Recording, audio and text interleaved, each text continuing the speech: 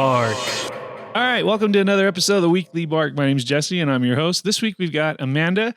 She's from Amanda's Quotidian Books on YouTube, and she's got a YouTube channel of over 4,000 subscribers, Goodreads with over 900 followers, went to UBC in Canada to college, has held a variety of jobs since then, primarily now is talking about books on YouTube, or BookTube, right?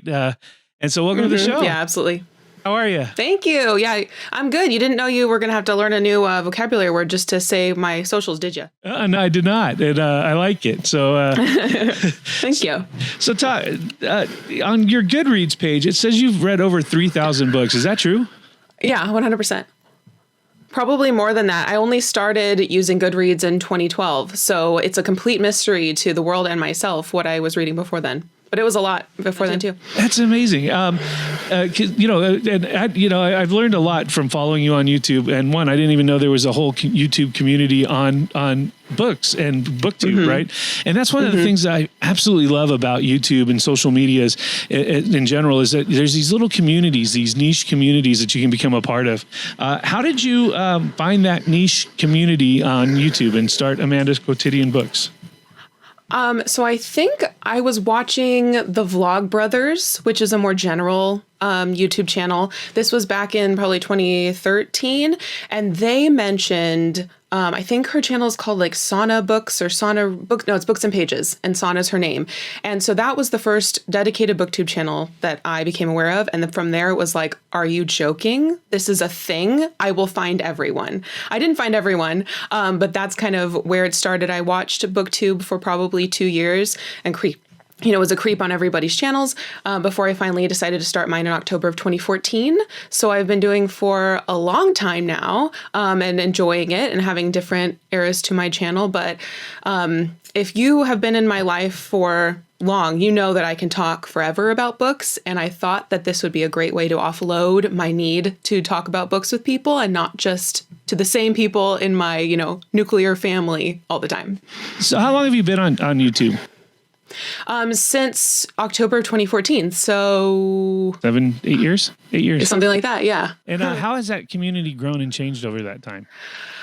I can more speak to how my place in the community has changed over time, more than the community itself. In the second half of my tenure on BookTube, I've been a lot less involved in the community. I've been focused on the small channels that are my my true loves, who I will watch them talk about anything if I'm never going to read that book, rather than being aware of the BookTube community at large. When I started in 2014, 2015, the main things that I remember is that we had very similar videos that you expected every channel to produce. And I didn't particularly like being in that box, though I was in it for a long time because I thought that was the only way that my channel could grow. But actually, my channel first took off in the wake of a discussion video I created, which is called Why Book Hauls. And it was me examining why do book haul videos get so many views? What is it about this? And I got a shout out from one person who had more than me. And then it kind of snowballed from there. And I've just collected a dung beetle for a while. It's been pretty stable for the last couple years, which I prefer. I feel like the subscribers that I have right now, a lot of them are long-term viewers. They leave thoughtful comments. Inevitably, whenever I get a boost of subscribers, which, we'll see what happens in the wake of the Weekly Bark. But a lot of times you get, a little sprinkling of trolls in there. Those just aren't my fave to deal with. So my channel being less than 5,000 subscribers, we got a good little community of cyborgs. So that's what I call my subscribers. I was going to ask about that. Yeah. How did you come up with cyborgs? I love it, by the way. It was completely random. It was I think my second video on my channel. And for some reason, I decided that the concept of cyborg was cool. And I was going to argue about why every human that uses technology to the levels that we do is a cyborg. And then I decided that I needed a catchphrase. And so hello, fellow cyborgs just had a ring to it. And I just went with it and never changed it. Yeah. Never changed it. I'm jealous. I want something. I can't come up with one that I feel like comfortable. There's another podcast I listen to, and he calls his our listeners what is it? The conscious monkeys, right? Oh, okay. And so so he's like, okay, what's up, conscious monkeys? And so I always thought that was kind of a cool one too. And a lot of people have them. Was it Philip DeFranco with "Hey, you beautiful bastards" or whatever? I just haven't been that creative. I would say like just you'll know when it feels good, and then just commit, and then after 4 years it will feel normal. There you go. So going back, we had talked a while back, and you said in high school, because you took all the AP classes, right? And I did. all that sort of stuff. But you spark noted everything, right? I sure did. Yeah. 100%. I did not have time to read Tale of Two Cities my sophomore year, I'll tell you. And it's funny because as a person who was an AP teacher for a long time, it's really easy to get caught up in the notion that you're the only class those kids are taking, which is just not true, right? They got 6 or 7 other classes and their teachers think that their class is equally as important, and it can be easily piled on. And so, when did you go from spark noting the books to going and reading the books, and then develop this love for literature? Do you remember? Yeah, I think it was 100% community college. So I did AP and even the IB International Baccalaureate program in high school, and it burned me out, and I did okay, but I should not have taken any of those tests. I think I passed one of all of the tests I took in those years.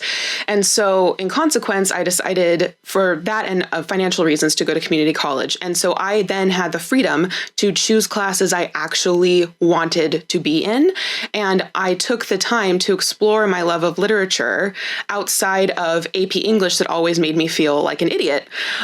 So once I had the room to breathe, and I had some teachers validating my ideas rather than just making me feel like the bottom rung of this tiny, very intelligent community, then I started getting confidence and learned how to appreciate literature, I think, a little bit more positively than just having it be just something that I had to show up for 5 days a week, whether I liked it or not. I think also I was able to choose the specific kinds of literature classes I took. So I remember I took Shakespeare's tragedies. So it was an entire class just about the tragedies, which, I don't care about the comedies, but I'm here for emo kids. So that was great for me. When I transferred to UBC, I had the opportunity to take a Victorian literature class, and that was also something I was into. I just think that I think it was mostly not having the mental energy to dedicate to English class in high school. And then so every book became a burden, no matter if it was actually a good book. Jane Eyre for a long time was my favorite book of all time, and I actually had to read that in high school. But at the time, I skipped 2/3 in the middle, and I was just reading it for the bare bones, and it was only after when I was reading it by choice that I realized how great it was. So I think it was just the environment at the time. Yeah, I'm always amazed at how books change over time. I tell the story about when I was in middle school, they made us read Huckleberry Finn, and I'm like, this book's garbage, right? I mean, I was a 12-year-old boy. We weren't ready for that, right? We weren't ready for that, the heaviness of the subject matter. We didn't even fully understand the subject matter, and then of course it's written in dialects, and it's hard enough to just read with comprehension when you're 12 anyway, and then now trying to decipher a dialect, and I was like, this book's garbage. And when I got to college, which was for me is later because I got to college in my mid-20s, and then I remember when when I was at Cal State Fullerton, the professor goes, "Yeah, we're going to read Huck Finn this week," and we had a week, so it was like a Tuesday, and the next Tuesday we're going to discuss the book in class. So I had to get through it in a week. And I was like, well, whatever. I paid for the class. I'm going to do it. Dang it. I read it, and I'm like, wow, this book got better over the years. And I was amazed, and it turned out to be, I loved the book.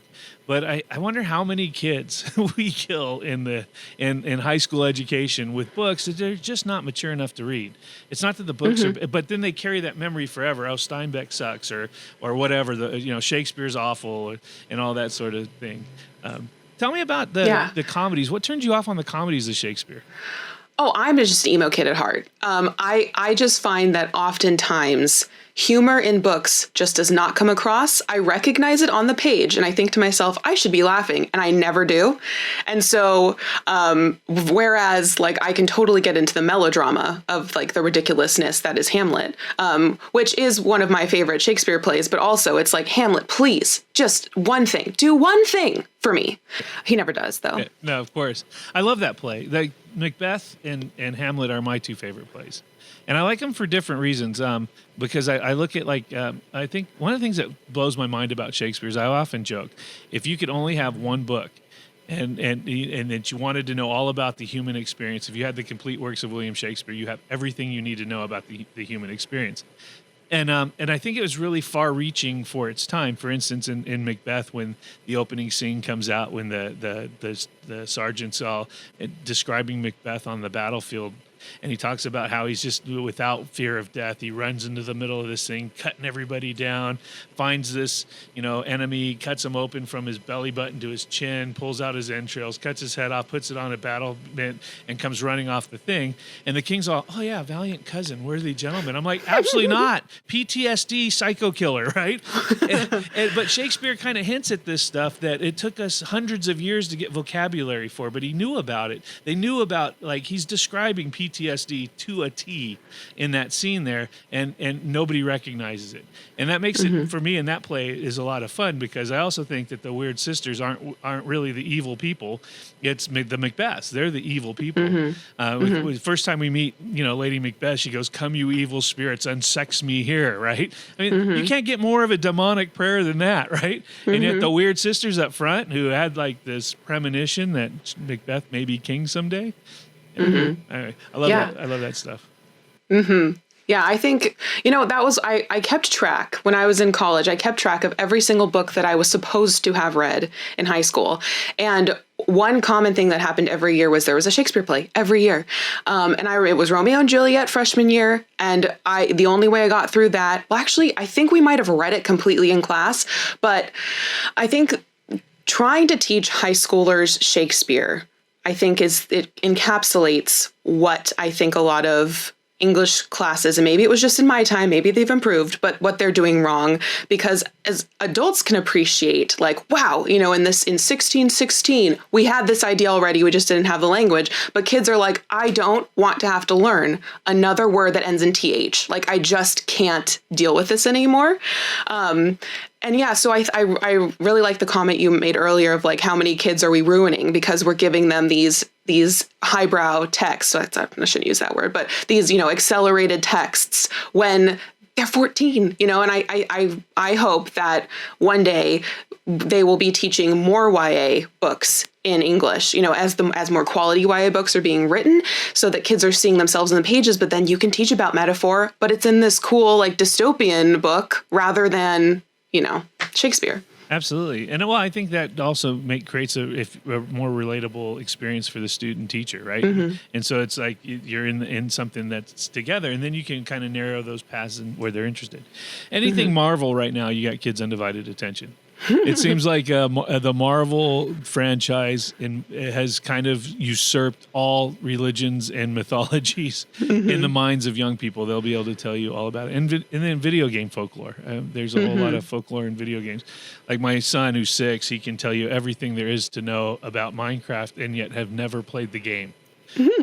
Wow. Good for him. Yeah, but he reads books on it. I mean, like, that's just it's almost like a collective consciousness where they gravitate towards these subjects. And it's like you see the dedication, you see like the in-depth understanding. Like, I don't know what's happening in the Marvel universe. Like, apparently there's 7 timelines. I don't know, but a 12-year-old does somewhere. Many 12-year-olds do know, and I don't know. So it's just about like, how can we engage with them? Do we have to do it through Siddhartha? Do we have to do it through Voltaire? Do we? Yeah. It's funny. Siddhartha, that's a book that I was given in high school, and I've never read it. And so you talked about your list of books that that kind of went on the shelf. And my buddy, I'm still friends with this guy, one of my oldest friends. We met freshman year of high school, and he'd given me that book. He gave me, actually, this guy is brilliant back then, right? He was just ready for this stuff. But he gave me that. He gave me Emerson's essays and a couple other books, thinking I could handle it, and I couldn't. But I've kept them all.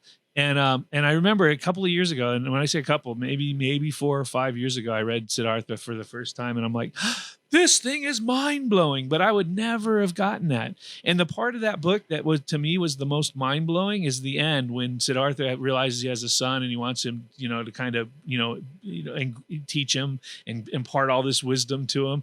And his mentor at the time, because they're running the ferries across the river, is like, the river's laughing at you. And Siddhartha's like, what are you talking about? He's like, no, the river's laughing at you. And he goes, I don't know what that means. And then it dawns on him, like, he's trying to force his son to be the man that he wants him to be, and then his son runs away from him, which is exactly what he did to his father so many years earlier, and had to go on the journey that got him to the river to begin with. And he was trying to fight the current that he was a part of, that he was created. And I would never have gotten that as a 15 or 16, 17, 18, 19, 25-year-old kid, right? It would just never would have happened for me. Yeah. I understand the gut reaction of wanting to go to the quote unquote literary canon classics, which is a whole kettle of fish in its own, because for so many people, they are enduring stories. And I find that when I reread books, oftentimes the most rewarding rereading experiences I've ever had is with British, Victorian, and Regency novels. Those are the rereads that impact me the most, because I can find more in there. However, that doesn't mean that that's going to be the case for everybody at every period of their time, And so it's like, I had a lot of, English writers of the Victorian era to read in high school, and did not do it for any of them, but now I recognize their excellence. So yeah, I understand the gut feeling to go right to the classics. Like, if we're going to make kids read, we better do the good ones. But maybe that's just, a short-sighted approach. Well, I think it is. Having, been an English teacher for many, many years, I think trying to shove it. Well, it goes back to the biblical principle: you never cast pearls before swine. And I don't mean this in a derogatory way. I'm not calling kids pigs. I'm saying you don't give wisdom to people who aren't prepared to handle the wisdom. You gotta earn the right to wisdom. You just can't be bestowed it. And I think in a lot of those texts, what I'm more interested in is, I don't care what the text is. I want you to think about it. I want you to internalize it, and I want you to see it outside of the box. That's for me, that's the most important thing, is critical thinking. And I don't care if we're doing Dr. Seuss, if we're talking about, because you can take something as simple as The Giving Tree, right? Right. And then, and have a really good time with imagery, metaphor. Dissertations have been written aplenty on children's literature. You don't need to have a high reading level or like a complex 3-volume, series to be able to analyze it. You're totally right. Well, you go back to you've talked about Romeo and Juliet. That cracks me up on why we teach that one. Even Shakespeare thought that one was a joke. He makes fun of it in Midsummer Night's Dream with the play. I die. The whole suicide thing. I mean, that's exactly Romeo and Juliet. And so on the one hand, he's making fun of it, and then he's also giving himself a commercial, which is brilliant marketing. And but the one that we always have kids read, and I'm like, why that one of all the stuff in the canon, is why do we still do Julius Caesar every year? That's interesting. I didn't have to do Julius Caesar. Yeah. I didn't do that until college. We did King Lear, Macbeth, I think, Hamlet, and Romeo and Juliet. So I missed out on Julius Caesar. Gotcha. I get the feeling that whenever a school wants to determine that they're going to feed Shakespeare into their children, that they are going to do the ones that kids have a smidgen of cultural knowledge about. So Et tu, Brute, maybe they have heard that. Sure. And so there go, we're going to teach them Julius Caesar. Right. Yeah, I don't think that works out very well. For a long time, it was like in sophomore year, it was Julius Caesar, it was Antigone, which, by the way, why would you do Antigone and not do Oedipus first? Because Antigone makes no sense. Because you're coming at the end of the story, and yet you're giving it to sophomores, and you're giving them the end of the story, so they don't even understand how Antigone got there and why burying her brothers was a big deal. It was just like, it was a silly thing that we used to do. We had to do Medea too. And I feel like those Antigone and Medea were kind of like, here, ladies, we promise, here's a protagonist for you. But it's 2 ancient Greek plays, and we have no idea of the context in which these are placed. But hey, that was, multiple choice, that knowing the background was still testable. So you better get that Wikipedia article out and teach yourself quick about Antigone's family. Well, you bring up a good point about Medea. She's kind of unrelatable, right? I mean, that's an Yeah. unrelatable story because you're talking about countries that don't even exist. You know, I think she came from Colchis, and nobody knows where Colchis is, right? They don't understand even the Black Sea area and where Jason was going. They don't know the story of Jason and the Argonauts. But you know what story they do know? La Llorona. And La Llorona and Medea is essentially the same story, just retold with a cultural variant, right? A girl falls in love with the wrong guy from either a different class or different country or whatever, usually has twins. Then he leaves her for a woman of his class or his race or whatever. And now she's stuck with these two kids. So then she murders the babies, right? That story is told many different ways across the globe. You know, and it's very relatable. Like in my where I teach at, you know, there's it's a large Hispanic population. They all know the La Llorona story. And you'll have kids telling their versions of it. And so that would be a better way to, I think, to approach some of those stories is look for the cultural variant of it that's more appropriate to the world we're living in.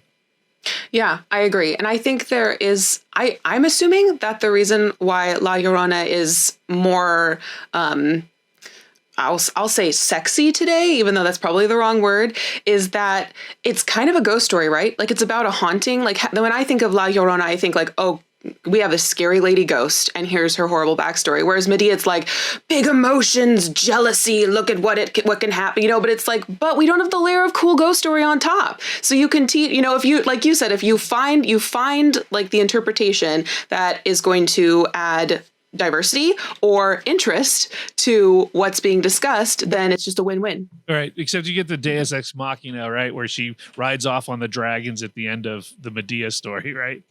Oh, I don't remember that. Didn't make an impression. No, right? No, they. So when he wrote it, he painted her into a corner, and how do you get her out of there, right? Because dragons. So dragons, and she's a witch, and she flies off, and now she can go and live out whatever. You talked a little bit about Jane Eyre. Was that the book that changed your direction? If you could go back and say this book made me love books, would that be the one, or do you have a different one? Jane Eyre made me rethink my opinion on classics, but the books, well, I mean, I've always been a reader. It's just like during high school when I wasn't reading Pride and Prejudice, I was reading Twilight because yes, I will stay up till 2 a.m. reading that, but no, I will fall asleep while reading Pride and Prejudice. You know, that was my headspace at 15. So I think Jane Eyre was the first book where I was like, you know, maybe the books that they tried to make me read aren't awful. It was just, they came at the wrong time. But no, I've always been a lover of books. I mean, I had and still have a obsession with mermaids. And as a child, it was even more intense. And often that in picture books was the only place you could find stories about mermaids. So I've been going back to books to fill these niches of the sorts of stories I want to hear that I can't find in other media for as long as I can remember. Mm-hmm. Yeah, I have distinct books, though, that I can remember. Like, I was like, oh.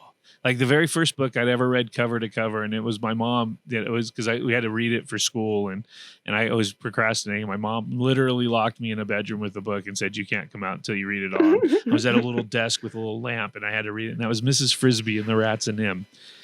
Okay, and I haven't read that, but I've seen the movie. Oh, I loved it. The book was great. Well, I don't know. This is my 8-year-old self, or however old I was. I can't remember what grade I was in, but whatever self that was, that book was. I mean, I was so glad I muscled through it. And then I went into like kind of the, you know, like I would get those, you know, where they take the classics but it's like a picture on each page, so it's the abridged classics. Yes, I used to get those for Christmas all the time as a kid. And I think I read like a Sherlock Holmes and the Hounds of Baskerville, and I was like, oh, that one's pretty good. And, you know, like little stuff like that.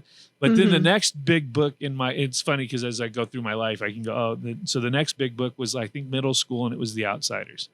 And because I just could relate to being in that sort of, you know, as a feral child, and they were all feral children, you know, kind of, you know, no parents, you know, go out and make your way in the world and try to, you know, fight against the system and the machine and being sort of the outside. I really related to that book pretty well. And then, later on when I got to college, it was like mind blown. But before that, when I went, because I was in the military, and that deployments became where I became an avid reader. because, you know, you deploy to Somalia or someplace like that and there's just nothing going on. So you spend a lot of time, well, what am I going to do? There's no TV, no internet back then. So you read a book. And that's where I read Mists of Avalon by Marion Zimmer Bradley, which was the Arthurian legends. And that was probably the largest book I'd ever gotten through, aside from the Bible. I'd made it through the Bible before that, but over a long, long period of time. But that was one I sat down and read cover to cover. And I was real proud of myself for that. And I read some stuff that was out of my wheelhouse too, like Maeve Beachy, I think was the author's name. Oh yeah, she's Maeve Beachy, I think. There you go, that's it. And she had a book called Circle of Friends, and that was, you know, I think it's kind of like a romance novel kind of thing. Yeah, and she's general fiction or romance. Yeah. So I read that and I had a good time with it. It wasn't. Good. I would never have picked it on, in a normal circumstance, but there was slim pickings in the little library we had, so I'm like, whatever, I'll read it. Yeah, absolutely. Yeah. What is your favorite genre, author, or time period of literature? Or do you have one? You would have to ask me like when. Okay. When, like, what, like from this period, what was your favorite genre? From this period, what was your favorite genre? So has it changed over time then as you've aged? 100%. Yes. So 100%. Where are you at right now? Right now, I've been mostly reading horror books this year, actually.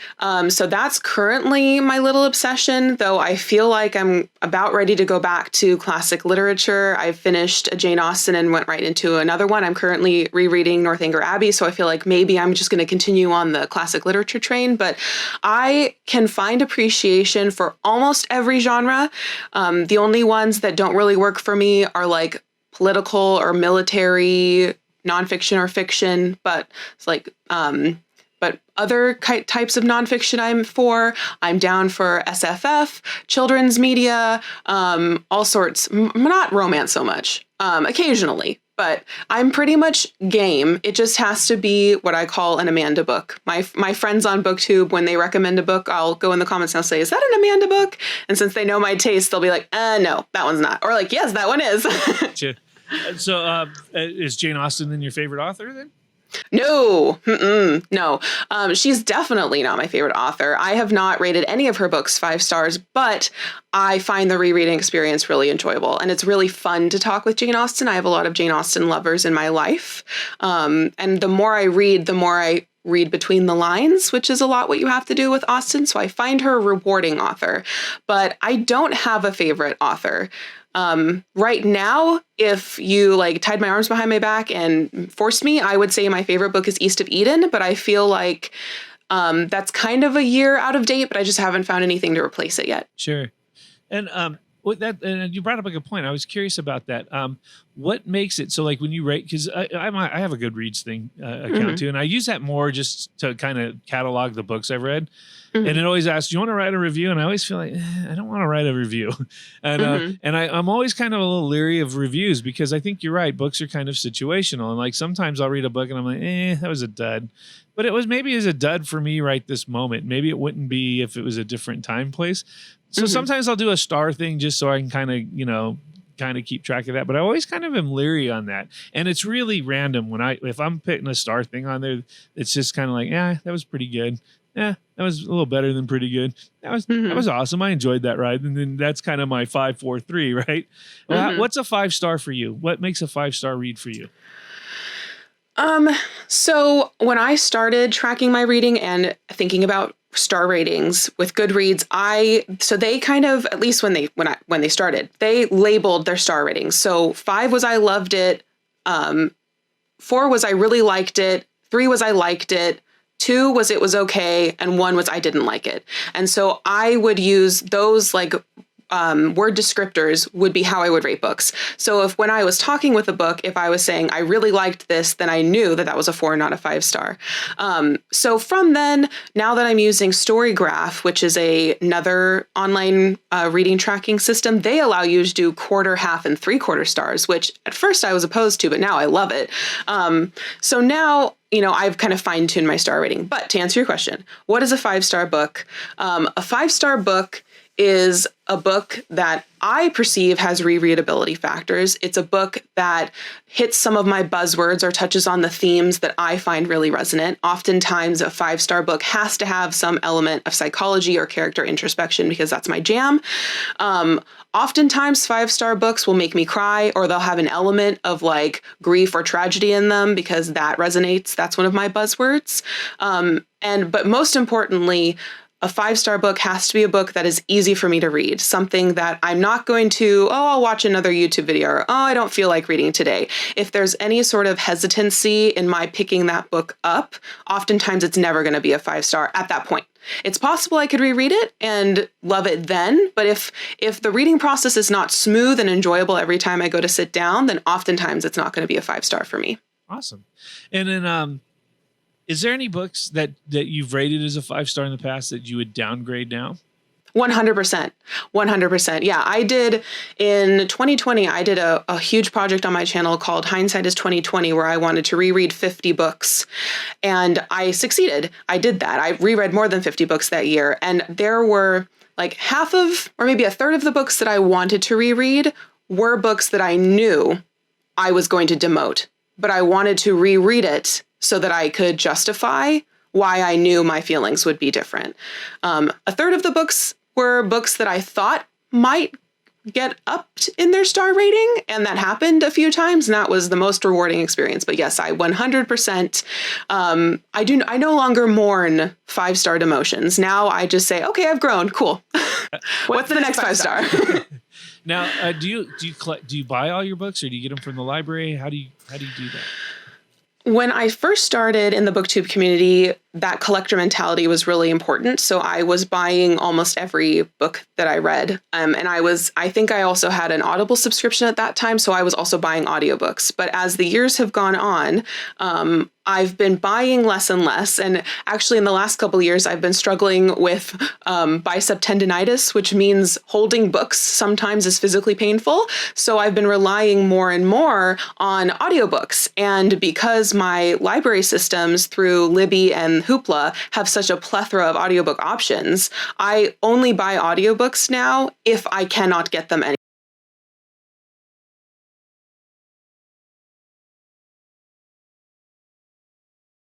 Will still occasionally find myself wanting to buy physical books because it's fun and the consumerism and the satisfaction of having a thing. But whenever I go to seek out a new title, oftentimes I look to see if there's an audiobook first, if there's a free audiobook first, and then I look to physical copies. I don't often borrow physical copies from the library because I'm really slow to read. I do love buying used books though. So oftentimes I'll buy used books online if I can. I'll spend hours in a used bookstore. My family hates it. Like, if I'm actually in any bookstore for that matter, if I go to Barnes and Noble, I can spend hours in there too. But a used bookstore, man, then I could just, you guys go get lunch. I'll see you later. I'm going to be in here forever. That's definitely one thing I miss about Vancouver and Victoria, which were the two places in British Columbia that I lived for a while. They have some really good used bookstores, like Old, Musty, Fire Hazard. It was so great. So many good afternoons. That's the best, right? Yeah, I love that smell too. There's like an old book smell. And I've heard that it slightly smells like vanilla, and it's because it's like the glue breaking down in the spines, and the breakdown of that glue is what creates that old book musty vanilla dust smell, which is just, you literally can't bottle it, but many candle makers have tried, and I have bought those candles to great disappointment. Right. Yeah, no, there's something special about that. It's for me, it's like a window into the soul of the wisdom of man. Like, I think so. When I grab a book, it's like you get into somebody's mind for a minute, right? And then if you really relate to the character, then you can bounce around into different sort of mindsets. And there's just something about a book. I don't feel the same way about a movie. Like, I never get to the end of a movie and go, I wish it went another 15 minutes. Usually I'm like, oh, thank God it's over. I gotta go to the bathroom or something, right? Whereas a book, man, I'll get to where like you get to that last page of the book and you're like, no, I want 5 more. I need 5 more. It's not a good enough wrap up, but it is. It's enough. And it makes it not. I don't know. It makes it so I end up buying more. So I was still the tactile thing about a book. I like feeling it and flipping the page. I bought a Kindle, so I got the Kindle that's not, so it doesn't have all the color and you can't go on the internet and Mhm. surf around. So it's as close to being an electronic version of a Mhm. paper book as possible, and that's Mhm. nice, but it's not the same. I don't get the same enjoyment out of holding the book or feeling the pages in my hand and the sense of accomplishment when you see what, you're in the middle of the book or you're towards the end of Mhm. the book. And when you talk, Yeah. and so, but I love that with the Libby app and all that. So I guess this whole long-winded thing that I'm getting to here is because comprehension is an interest to me, right? So I love book on tape. I love the fact I can pop in some headphones. I can go do dishes, or I can be, running errands, going for a walk, and I'm listening to this book on tape. Where do you feel? Do you feel that you have better comprehension with the book in hand, with the book on tape, or do you ever do with a book in hand and book on tape simultaneously? I've tried to do book in hand with book on tape. However, recently my audio, let me think, like my audio comprehension skills, like being able to hear the language and the words that are coming through, is a lot faster than my reading comprehension. Most audiobooks, I listen to at 2 times speed these days. So whenever if I was going to pair reading a book with reading an audiobook, I have to slow down the audiobook because I can't read with my eyes as fast. So then I feel like it's being sloggy. So I've been unsuccessful in doing a combo. Whenever I read an audiobook, I know my comprehension is not going to be as good as if I read in a paper book. And the reason why is because it is harder for me to go back and reread something if I need clarity. Most of the time, I just let the audiobook carry me forward.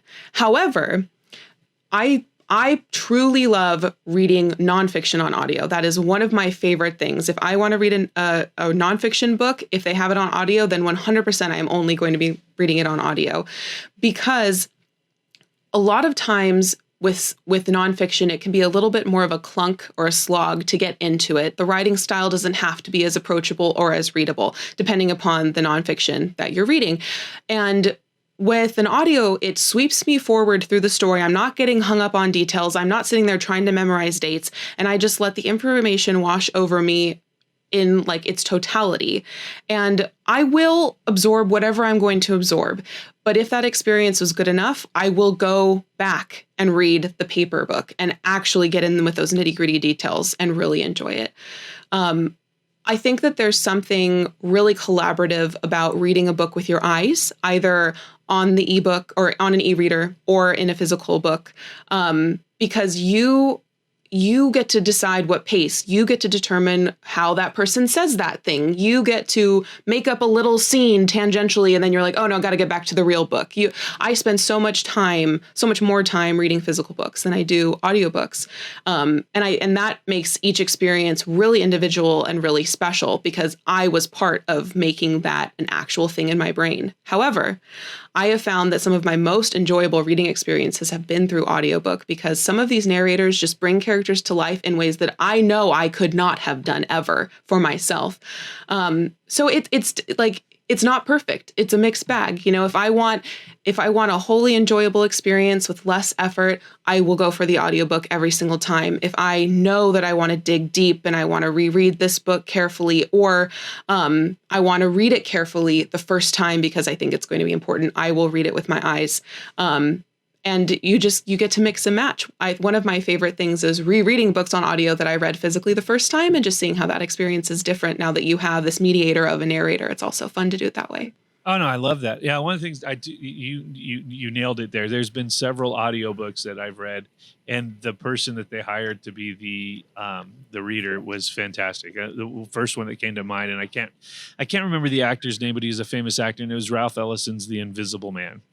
And I did that audio with the book. And for me personally, is I have a hard time, and I don't know if it's because as I've gotten older and now I'm all digital all the time, so I'm always on a computer and that my attention span or my brain's constantly moving and wandering. Mm-hmm. And so it's almost really difficult for me to sit with just the book by itself. I get too easily distracted, or my mind will start thinking about something else, and then I'll have to go back and reread the same paragraph like 15 times to get through it. Whereas if I keep the audio in my ear and then I'm seeing the word on the page, then I can really focus. And I've been able to get to where I can do it at 2 times speed. although I don't necessarily love that. I love it that I can get through a book quickly that way. And I just did that recently with the book Crime and Punishment by Dostoevsky, where I Mhm. played it at two times speed. And then I was, reading the physical copy on my Kindle. And that was good. But I find like though that we miss it too, because for the reasons that I love the audiobook, you don't necessarily get all the inflections at two times speed. So if you slow it down, then you start to see that natural pacing that the reader's getting. And so in one hand for, I guess in productivity to get through as many books as I can, or to get through a book faster, if I do it at two times speed, yeah, that's good. And I got the info and it's enjoyable. But if I really want to embrace that, reading experience, I'll go back down to normal speed and kind of hang there. So I don't know. It's Mhm. tough, but Yeah, absolutely. I just, I oh, go ahead.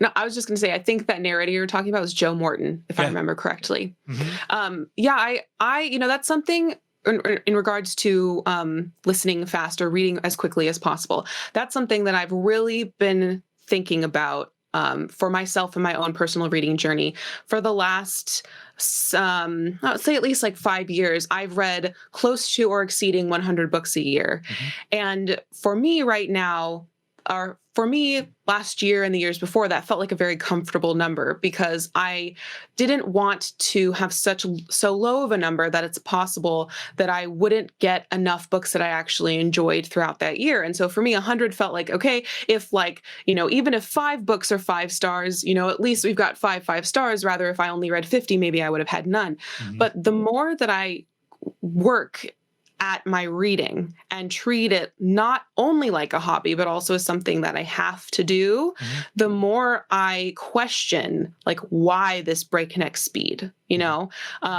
what is it serving? So I've injected the story into my brain faster. Is that worth the cost of comprehension? Is that worth the cost of letting the story breathe and taking, more than 3 days for it to, permeate my senses? Is it worth me forgetting the character's name 2 weeks later? Right. I think, no, it is not worth it, but I don't know what steps I need to take to slow myself down. Precisely. I have still working on that one. Yeah. Francis Bacon said something in an essay once that was something like that. He said some things are meant to be read like to just taste it, right? And other Mhm. things are meant to be, and I'm going to screw this up, but the gist of it is not all things were meant to be read the same way. Some things you're just going to read it and kind of get through it because you're going to glean whatever information you need and you throw it away. Other things Mhm. you're going to read a little bit more deeply and get something out of it. But other things you're going to slow down and you're just going to study it, right? And Mhm. I think that's true. I think there's a lot of books that I'll just sit down and go, yeah, this one's garbage, or it's not my thing, but I'm going to try to get through it. And then other ones that I'll be like, oh, that was okay, that was good. And it's one and done, right? I read Mhm. it, and it was like the Circle of Friends book we mentioned earlier. One and done. I don't need to go back and read that book ever again. It was good. I Mhm. enjoyed it. Another one by Pat Conroy too, South of Broad. That was, I read that book and I was like, yeah, that's cool. And I only read that because I met him once. When I was in college, he spoke at a thing I was at, and I'd never read like his great works like Prince of Tides or any of that stuff. And I say his great work, like his that people say is great. I don't know if it's great or Mhm. not, but so I never read Prince of Tides, or I don't even think I saw the movie, but I had that South of Broad and I read that book and I was like, oh, that's enjoyable. That was fun. But again, one and done. I don't necessarily need to go back to it. I'm just kind of stoked that we have all these different methods of that we can do that. I feel like too with me, like you mentioned earlier, you went back to all the lists of books that you were supposed to read and said, okay, well, let me go give these a try. Right. I've done Mhm. that with the list of like the best 100 books, or, how these kind of things come out of, the 100 best Yep. books ever written. And I'm like, okay, cool. I want to do that. But I also feel like time's not on my side. Like my time is very precious. Like I don't always have the amount of time that I want. So I think a lot of it is I got to get, it's got to convince me in a very short period of time that it's worth me slowing down to normal speed if it's book on tape, and if it doesn't Yeah. convince me that, then we're just going to rush through it. And I don't mean to say that, and I know I just said that I read, Crime and Punishment on double speed. That was a book I just wanted to get through. It's been on my shelf for years and I wanted to get through it. I know some people really love that book. I was I was pretty bothered by the book, so I guess that makes it a good book, right? If it, Mhm. you said if a book makes me cry, it gets a 5 star.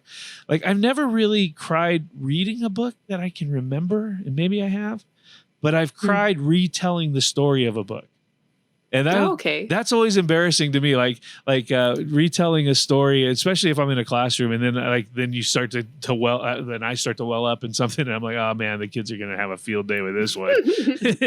But yeah, Les Miserables, the one that comes to mind on that one. Like I think that's just a beautiful story, in many little vignettes of it, and so retelling it, I'll tear up and get choked up, but reading it, I don't necessarily get choked up. Well, I mean, from what I know of Les Mis, which I have not read, isn't there an entire chapter on like the sewer system? Well, there's a lot of So I could understand that not being a terribly emotive experience when right then. I read Moby Dick, and the first 150 pages were amazing. And then they got on the ship, and I did not care about whaling. And this book wanted to teach me. So, I can understand. See, Melville's one of those guys, like I've tried to get into him. I just can't do it. Like I've tried to get through Moby Dick, just can't. Bartleby the Scrivener, and oh man, I just rather just hit myself in the head with a hammer. And that's I always side eye like the 100 books you have to read because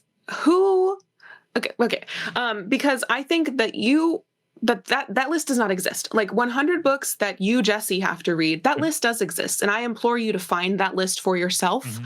But the chances of that list matching up with this list that some random person at the New York Times book review came out with is slim, and just because this is a book that is good that a lot of people have agreed upon, that doesn't mean it's going to impact you. Mm-hmm. That doesn't mean the themes in it are something that you need to read in this form. So one thing that I love the BookTube community for, and even if I no longer had my channel, what I would go back to the BookTube community for is for recommendations, because I think back to the Wild West of how I found books before Goodreads and BookTube came around, and I just have no idea how I found anything good on my own, walking borders or listening to friends who did not read the same thing as me. But now I have, so many books on Goodreads and so many books on Storygraph. I know I will never read them all in my life, but I keep adding to that list. And in the hopes that the ones that I do choose to actually sit down and read will have been worth it. Yeah, absolutely. No, and I agree. And not everybody, and that's the beauty. I think that's why we have so many books, right? Everybody's got their own kind of niche. And I think we changed, like you said, what I liked when I was 10 is not necessarily what I'm going to like when I'm 15 or 30 or 40 or now I'm heading into 50, and so all those sort of things come back. One of the things as an avid book collector, I have a whole shelf full of books with bookmarks in it about 20 pages in. Do you ever get that experience? And do you ever force yourself to try to go back to any of those books? Or are you kind of like, if it didn't get you once, man, it's over? It depends. I have a lot of books on my shelves that maybe I read and I didn't love, or maybe I want to read one day, but I've just, for 3 years, it's never been the day. And I keep those if I know they're going to be difficult to find later. Mm-hmm. But, as I've been working on my channel, I've been working on trying to get a 0 physical TBR. I started at one point, I think I had 200 unread books in my possession physically. Mm-hmm. And so I've been whittling that down over the years, and it's been pretty successful. And during that process, the only way that I was able to accomplish or get anywhere near 0 was just by ruthlessly getting rid of books, ruthlessly DNFing books. And so for me, unless there's some emotional attachment to why this book is in my possession or why I think the story is really going to resonate with me, then if I'm putting that bookmark in and not going any further, I'm out. Yeah. I can pick the book up later if I want. Maybe in 20 years it'll be mine, but I don't have to carry this on my peddler's back for the next 20 years. Absolutely. Yeah, I kind of want to force myself to get through some of these books because sometimes I think it's me. Like I've had a lot of epiphanies lately about that maybe I'm just like, I think we want to arrive. Like, I think in general, like I want to, like, I think it's a natural, I don't know. It's been a natural thing for me to like, okay, I got everything figured out. And here's my little box. And this is my little box of comfort. And I like my little box because it's safe and it's secure and I feel warm and cozy inside of it. And even though that sometimes that means that I dismiss some things that maybe I should give it more chances. And so I kind of want to force myself on some of those books sometimes to try to read them with an open mind. Like I'm reading one now that was a book that I'd heard about on another podcast, and the guy that was running the podcast had recommended it, and I'm kind of reading it, and it's, to me, it's just hokey. It's like I Mm-hmm. can't take it serious, but the guy's writing very seriously, and it's a nonfiction book, and I don't want to blast the book because I haven't given it enough time to really kind of trash this book. But I'm having a really hard time to staying motivated to get through it, because as for every little bit of wisdom that I'm like, oh, that's pretty good, there's so much stuff that I'm like, that's just hokey to me. Like, Mm-hmm. but I kind of want to force myself through it. I want to force myself to get through the book with an open mind. Maybe because there's a lesson I need in there. Maybe the book's not hokey. Maybe I'm hokey. I don't know if that works out or not. But Yeah, I mean, um, considering our age differences, that you are older than I am, my next comment's going to be weird, but like, I admire the naivete of that statement, Jesse, because here's the deal. If there's a book that I wanted to read, there's going to be a reason why I wanted to read that. And where I am at my reading right now, if my goal is to learn more about indigenous cultures, or to learn more about botany, or to learn or to read more of the science fiction classics in the 1950s, there are many books that can tick those boxes for me. And so if the one I happen to pick up is a slog, is it me? Yeah. Or is this just not my entry point into this new experience? And I think these days, I'm thinking it's not me. And there's more books out there that can teach me similar ideas. And maybe I could come back to this one. But that's just me from my little position here. no, I think it's a great. I think it's and I don't have it figured out. I wish. That's the older I get, the more I realize I don't have anything figured out. The things I used to think were sacred cows now, it's like I'm not so sure that's so. We should really hold on to that one anymore. And so I just want to. I'm kind of trying to be open about it. I had an experience like there was a group I was a part of for years, and they had a library that they used to. So they had it was a charity organization. Their heyday was probably back in the 50s through the 80s, and then over the time it's kind of petered out.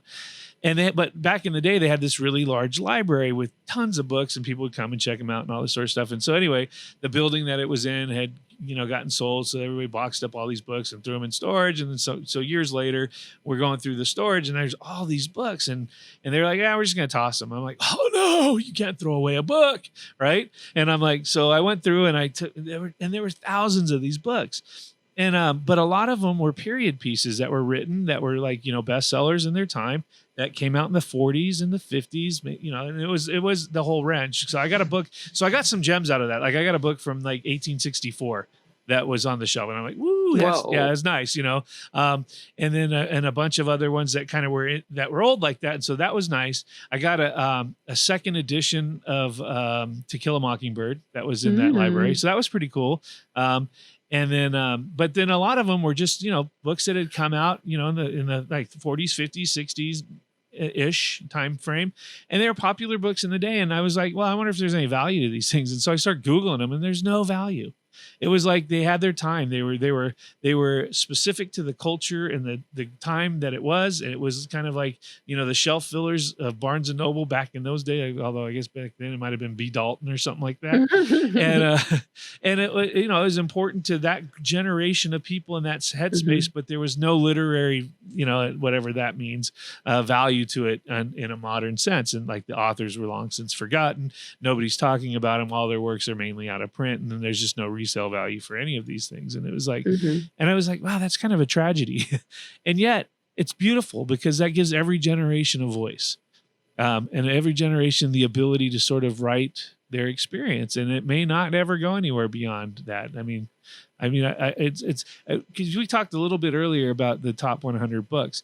And I kind of think there are certain books that do need to stick around and should be part of the canon, whatever that is. But then I'm also open to the idea that the canon's definitions can change.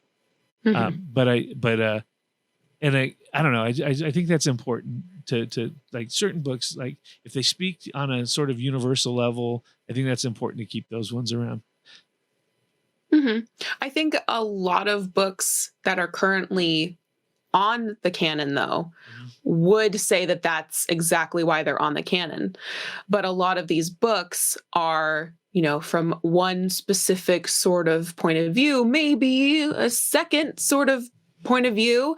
And so, where do we draw the line of, oh, this is every man, so every man should read this and can get the same thing out of it, and then exclude other books where it's like, well, actually, that was not every man, but Mhm. this book makes it more clear that this is not every man, but that does not mean it's less valid. So I agree with you. Like I'm not saying burn all of Dickens. I'm not Yeah. saying don't read Jane Austen. But I'm also saying that I wish that I wish that I had read less white people Yeah. through my 4 years of high school. I really Well, wish that I sure. had. Absolutely. Well, no, I get that too. And I think that's that. Well, I think as culture changes too, right? People become and becomes more of a diverse culture, and not that Mhm.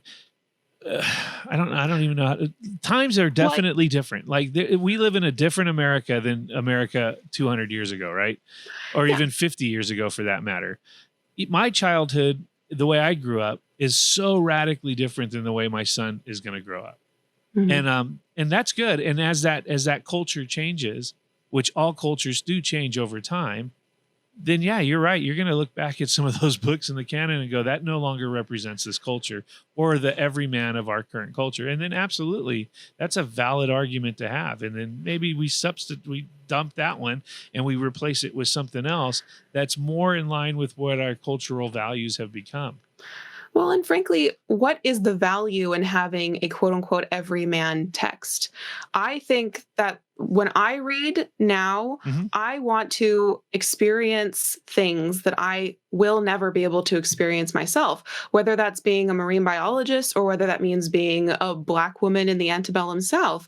And I think that's the beauty that stories and the diversity of stories that we have had throughout the years and that we continue to have upcoming, as long as publishers continue to publish those voices who, need that extra megaphone. Hmm. But yeah, so I personally, I understand why the idea of having a book that is just boils down to humanity at its core is important. But I think that oftentimes that just it just means just certain kinds of stories. And I Hmm. think that there are stories that I don't know if they'll ever be like, I don't know how many books right now are currently on the 100 books you have to read that are in science fiction, Hmm. that are horror books, that are fantasy books. I don't know how many there are on that list. I bet you it's less than a quarter of those books would be considered quote unquote genre fiction. I bet Sure. you most of them are general fiction, modern classics, or classics. Mhm. And I think that that's definitely a huge hurdle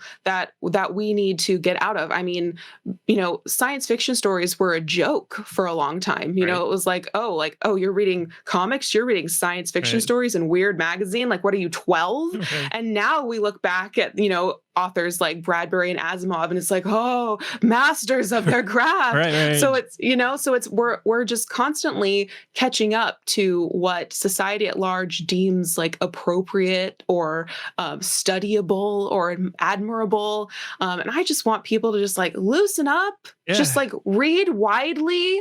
Don't put yourself in boxes. Don't put your nose up at things that you aren't in, and just give things a chance. Explore through books. Well, you're right, because there's academics and so a lot of that comes from academia, right? So you have a bunch of Hmm these academics going, well, this book fits, these criteria, and therefore, it makes it a great book, and nobody reads it. And then you have other books that don't fit any of those criteria, and everybody reads it. You mentioned hmm Twilight earlier, right? Like hmm I read Twilight. I mean, it was like, okay, it's an okay story, but it wasn't like literary greatness. I mean, I didn't hmm like, but people love the story. They love the simplicity of it. They love the forbidden love. They love the whole idea of, the danger of that romance story. And so there's things that gravitate. The Harry Potter series, right?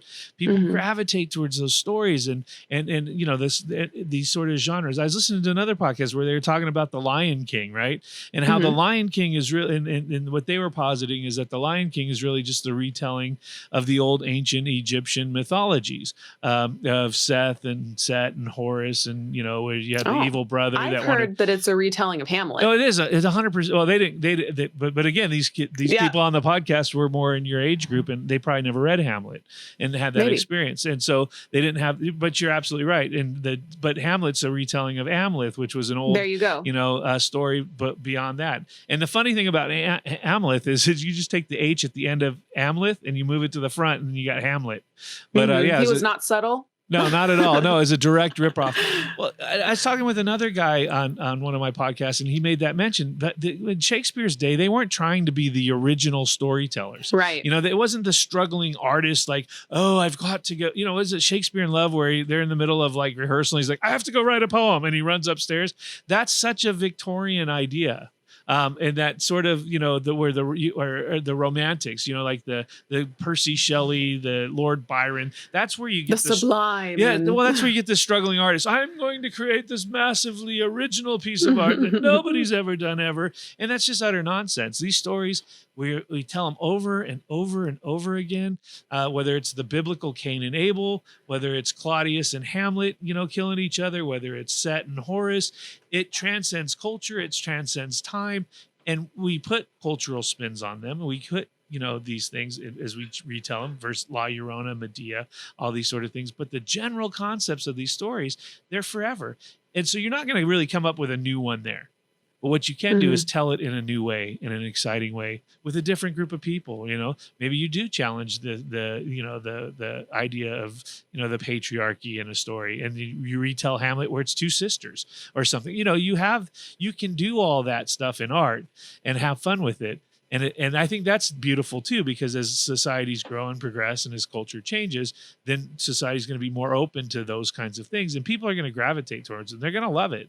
And that's why I think the Marvel, whether it's Harry Potter or the Marvel movies, it's all the basic same thing. It's good versus evil. It's this somebody who's got to come up and, find themselves. They get challenged by some sort of darkness or evil. Maybe it's the evil within or the evil without, and they have to overcome that. And then rise to the level in which they were supposed to come to. We love that stuff. Absolutely. I watched a YouTube video, a booktube video that really sparked a huge interest in me. And it was talking about, it was like my year of rereading. I think it was by Pages, I think was the channel. I don't think she's doing posting anymore. And she was talking about, if I could only reread 30 books for the rest of my life, these were the only books that I could read for the rest of my life, what would they be? And one of the things, one of the rules that she put for herself as how she would come up with this list was that if there's a certain sort of story, she would choose to read the original source material over a new one. So I would choose the ancient Egyptian or the ancient Greek story over a modern interpretation of it. And I think in her mind, it was well, the original is the true soul of the thing. But I never agreed with her in that. I think that a lot of times, even if this is the first or the true core story, there's something really inaccessible about these cultures that we no longer understand fully. And so I'm never going to be the sort of person to, poop all over the Marvel universe because it's just the hot new thing, because obviously, like you're saying, something deep in there was deep, in ancient Greece as well, but putting capes on it and having, mighty hammers, somehow this is allowing people to share these very human experiences that have been around for so many years. And if we need to dress it up in capes, then let's dress it up in capes. But we've got people talking about, friends dying and sacrifice and all these sorts of things that will continue to be part of the human condition. And however we need to communicate that with each other, if it needs to be updated every 5 years, then I'm all for it. Well, and I think we should allow people the opportunity to take those stories and play with them and see what you can come up with. And if it works, it'll work. And if it won't, it won't. It'll either resonate or it won't, right? At the end of the day. Have you ever thought about being a writer with all your love of literature? And so way too hard. Yeah. Too hard for you? It's way too hard. Yeah. There was a period, I think it was like 2015 or 2016, where I was determined that I was going to write a novel, and I would sit down for like 45 minutes every night and I would write, and I didn't have to write for however, like I didn't have to get to a certain goal or whatever, but it was pulling teeth every single night. And after a while, I finished that like first manuscript, and it was done. It wasn't perfect. It was probably crap, but it was done. Uh-huh. And so it came time to go back and start editing to make it readable. And I was just like, why? I did not enjoy any moment of this. So I will always be a reader, and I 100% respect the mad skills of anybody who actually finishes a book and polishes it. But I just think that just like I love food, but I will never be a chef. I feel like it's going to be the same thing with books. It's funny you bring that up. So I have several friends, and one of the friends, and I'm trying to get him to come on the podcast, is a colleague of mine, and he's a published author. He's written many, many books, but he has in his last book, I came out probably 10 years ago. And we were talking about that the other day. It's like about being a writer, and he goes, and I kind of asked him. I said, "Why aren't you? Are you working on anything right now?" He's like, "Nah." He's all, "I'm not as in a tortured state as I was back then." And I've talked to another guy about that same thing about writing. And so, like you said, I have a manuscript that I keep in my, matter of fact, I have two of them that I keep in my computer bag, and I cart these things around and have for decades. And I started writing both of them at tortured states in my life. And and one of them I got to the point to where I needed to go, because the writing part wasn't the problem, man. I just would sit down and it was just, and it would just pour out of me, right? And I had so much to say. It was going back and then having to read that and edit it.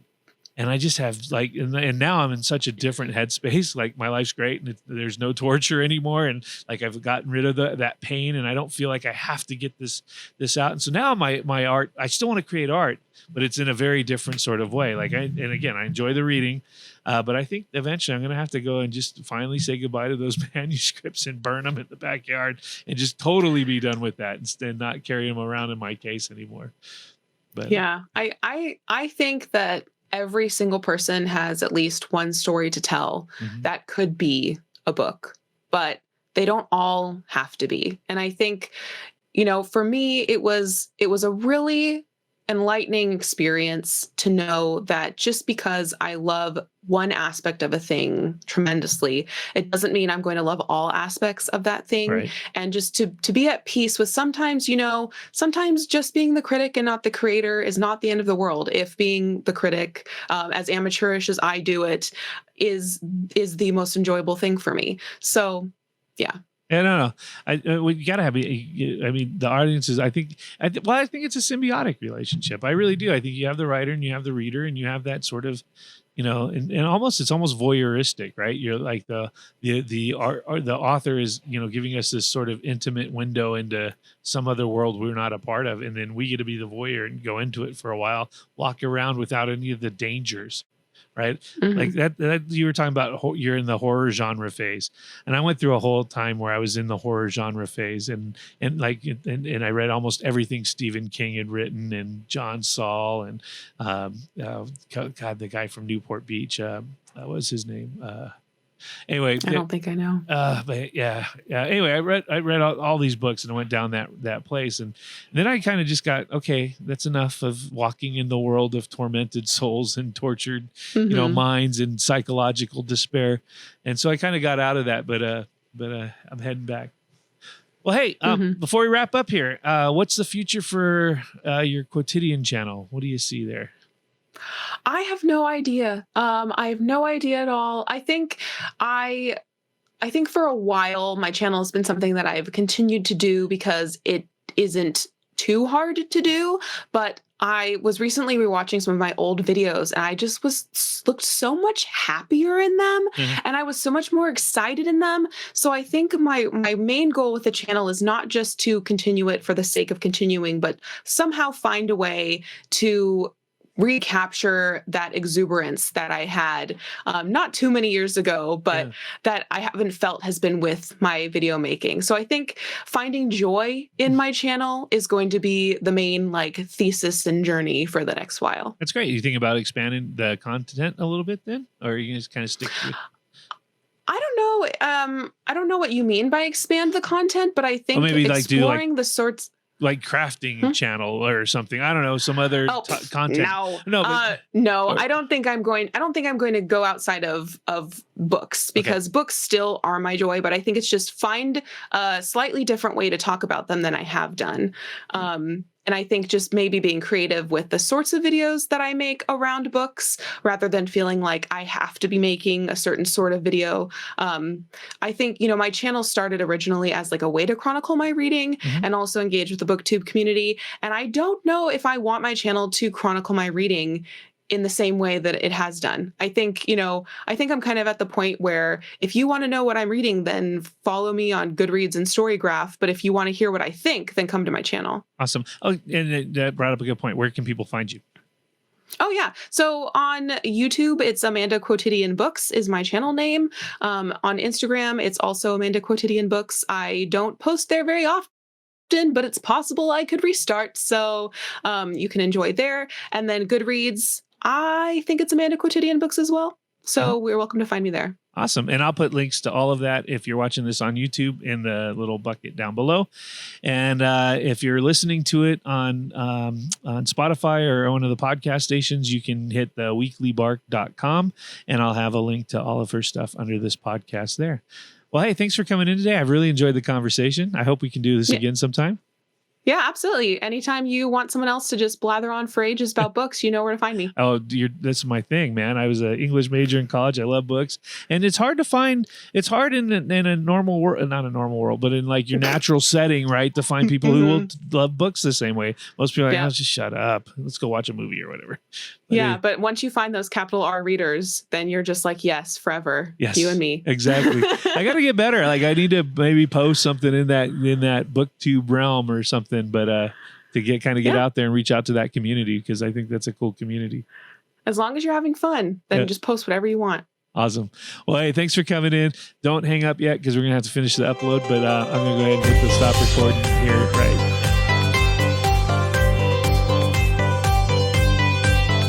The Weekly Bark.